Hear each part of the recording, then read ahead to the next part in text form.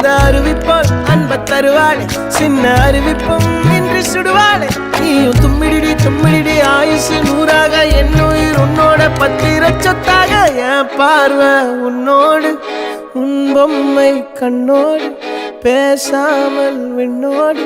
நாம் மிதந்து போவோம் காதாரா அடியாளோ